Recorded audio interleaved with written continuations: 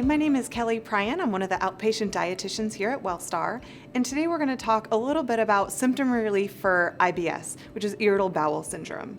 And that tends to be a disorder of either the large or the small intestines that can cause different symptoms such as bloating, cramping, discomfort, maybe a little constipation or diarrhea.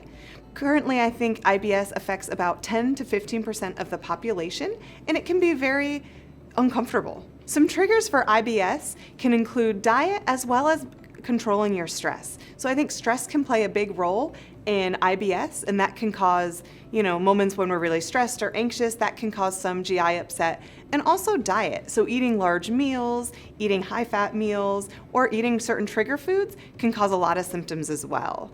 So some dietary changes that can help control your IBS symptoms would be eating a little bit more on a schedule. So getting your bowels on a little bit of a schedule can be very helpful. So really trying to eat those 3 meals a day, eating some snacks in between, eating small, more frequent meals, like 6 small meals a day can be very helpful.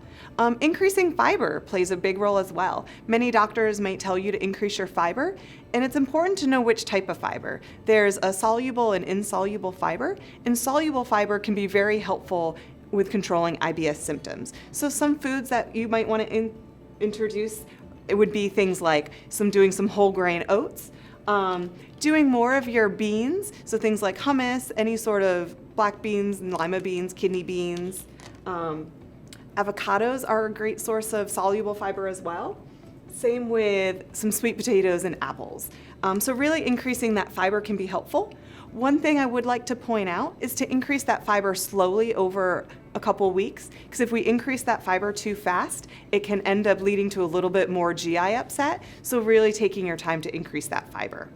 Along with getting a lot of that fiber in, I do recommend making sure you're getting enough water in to help balance that fiber, because that fiber is going to be really important in helping to bulk your stools. So getting enough water is going to help move things through your intestines a little bit better. So usually I recommend getting at least 64 ounces of water in a day, if not more.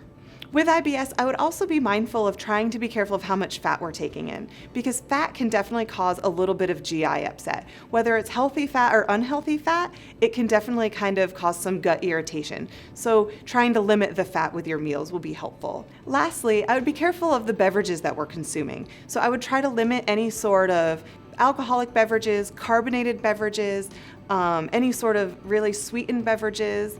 And also be careful of some of the artificial sweetened beverages. So some of the artificial sweetened and sugar alcohols are known to cause a little bit of GI upset as well. They can cause some bloating and cramping. I would really recommend journaling and doing your food diary, and also journaling some of your emotions as well, whether it's stress or anxiety, to try to see if you can figure out exactly what those triggers are for you, because everyone is a little bit different.